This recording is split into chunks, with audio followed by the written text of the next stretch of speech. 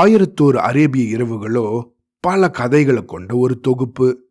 இந்த கதைகள் எல்லாம் பல 100 வருஷங்களுக்கு முன்னாடி எழுதப்பட்டது. இத சிறுவர் சிறுமிகள் கேட்கறதுக்கு ஏதுவாக கதையோட கரு மாறாம முடிஞ்ச அளவுக்கு மாற்றி அமைச்சு கதை நேரத்துல சொல்லிக்கிட்டு இருக்கேன். அதனால இந்த கதைகளை பத்தின உங்களோட கருத்துக்கள் என்ன அப்படிங்கறத ஸ்பாட்டிஃபையோட கமெண்ட் பகுதி, அப்படி இல்லைன்னா நம்ம பாட்காஸ்டோட இமெயிலுக்கு அனுப்பி வைங்க. அப்பதான் உங்களோட கருத்துக்கள் எனக்கு தெரிய வரும். சரியா?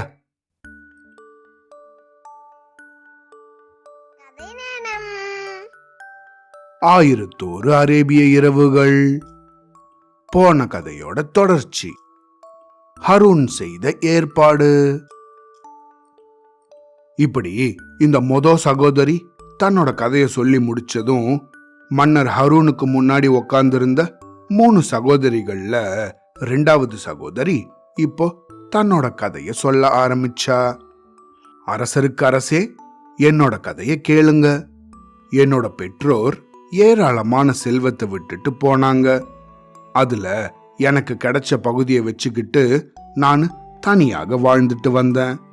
என்னோட இஷ்டம் போல விலை உயர்ந்த ஆடைகளும் மணிகளும் முத்துகளும் வாங்கி என்ன அலங்கரிச்சுக்குவேன். இப்படி நான் இருந்து வந்த நாட்கள்ல ஒரு நாள் கிழவி ஒருத்தி என் வீடு தேடி வந்து ஒரு உதவி கேட்டா. அதாவது அவகிட்ட ஆதரவற்ற பெண் ஒருத்தி வளர்றதாகவும் அவளுக்கு திருமணம் நிச்சயிக்கப்பட்டிருக்கிறதாகவும் அந்த விழாவுக்கு நான் வந்திருந்து மணமகளை ஆசிர்வதிக்கணும் அப்படின்னு கேட்டா. நானும் அந்த கிழவியோட ஏழ்மை நிலையை கண்டு மனம் இறங்கி வரதாக ஒத்துக்கிட்டேன். அந்த கிழவியும் கல்யாண தேதி அன்னைக்கு திரும்பி வரதாக சொல்லிட்டு எங்க வீட்டில இருந்து கிளம்பினா. குறிப்பிட்ட தேதி அன்னைக்கு சாயந்தரம் அவ என்னோட வீட்டுக்கு வந்து, வாங்க நம்ம போகலாம், நகர பெண்கள் எல்லாரும் உங்களோட வருகைக்காக காத்திருக்காங்க அப்படின்னு சொன்னா. உடனே நானும் கூட தயாராகி என் வீட்டில இருந்து கிளம்பினேன்.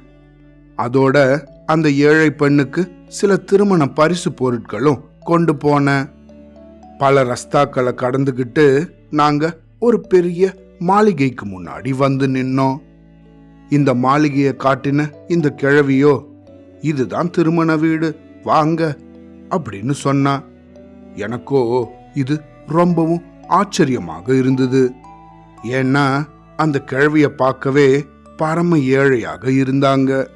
ஆனா அந்த மாளிகையோ பிரம்மாண்டமானதாக இருந்துச்சு. நானு அதிசயத்தோடையே உள்ள போனேன். முன்கூடத்துல விலையுயர்ந்த ஆசனங்களும் காவலாளிகளும் இருந்தாங்க. அதை தாண்டினதும் இந்தியாவிலிருந்து வந்த கம்பளங்கள் எல்லாம் தரைக்கு விரிக்கப்பட்டிருந்துச்சு. இந்த கம்பளங்கள் எல்லாம் மிகவும் விலை உயர்ந்தவை. அது மட்டும் இல்லாம பெரிய பெரிய பணக்காரங்களோட வீட்டுல தான் இதையெல்லாம் பார்க்க முடியும். அதனால எனக்கு என் கண்களையே நம்ப முடியல. ஆனா இந்த கிழவியோ கொஞ்சம் அவசரப்படுத்திக்கிட்டே, வாங்க வாங்க நேரம் ஆகுது அப்படின்னு சொல்லி என்ன இழுத்துட்டு போனா. 3வது கூடத்துக்கு வந்ததும் ஒரு அழகான ஆசனம் ஒண்ணு இருந்துச்சு. அதுல சந்திரனையே பழிக்கும் அளவுக்கு முகத்தை கொண்ட ஒருத்தி உக்காந்திருந்தா. அந்த பெண்ணும் என்ன பார்த்ததும் புன்முறுவல் பூத்து எழுந்து வந்து, வாங்க வாங்க அப்படின்னு வரவேற்றா. நானும் அவளுக்கு வணக்கம் சொன்னதும் அவளுக்கு பக்கத்துல என்ன உக்கார சொன்னா. நானு ஒன்னும் புரியாம உக்காந்தேன். அவளோ என்ன அன்போட தழுவினவளாக, அன்பு கடலே, உங்ககிட்ட ஒரு சின்ன விண்ணப்பம். ஆனா அதுக்கு முன்னாடி நீங்க எங்களோட வீட்டுக்கு வந்ததுக்கு என்னோட நன்றியையும் வணக்கத்தையும் சொல்லிக்கிறேன். அதை நீங்க ஏத்துக்கணும். எனக்கு ஒரு சகோதரன் உண்டு. அவன் என்ன போலவே அன்பு கொண்டவனாக இருப்பான். அவனோ உங்களோட திருமுகத்தை ஒரு சமயம் பார்க்க நேரிட்டுச்சான். அதிலிருந்து ராத்திரி பகலாக உங்களையே நினைச்சுக்கிட்டு இருக்கான். இன்னும் சுருக்கமா சொன்னா, உங்களோட நினைவிலேயே அவனுக்கு பித்து பிடிச்சிடும் போல இருக்கு. உங்களை பார்த்து பேசணும் அப்படின்னு அவன் திட்டம் போட்டு இந்த கிழவிய அனுப்பினா. கிழவியும் உங்ககிட்ட ஒரு பொய் காரணத்தை சொல்லி இங்க கூட்டிட்டு வந்திருக்கா. இந்த ஏற்பாட்டுக்காக நீங்க எங்களை மன்னிக்கணும். இந்த காரியங்கள் எல்லாம் தகாதவைதான், தப்புதான். இருந்தாலும் என்னோட சகோதரன் உங்க மேல வச்சிருக்கிற உண்மையான அன்பை நினைச்சு நீங்க எங்களை தயவு செஞ்சு மன்னிக்கணும் அப்படின்னு சொன்னா. அந்த பொண்ணு இப்படி சொல்றத கேட்டதும் எனக்கு, ஆஹா, நம்ம மிகப்பெரிய பேராபத்துல சிக்கி இருக்கோம் அப்படிங்கிறது தெரிஞ்சிடுச்சு. கோபமும் ஆத்திரமும் கலக்க பொறுமையை இழந்துடுறவ போல இருந்தேன்.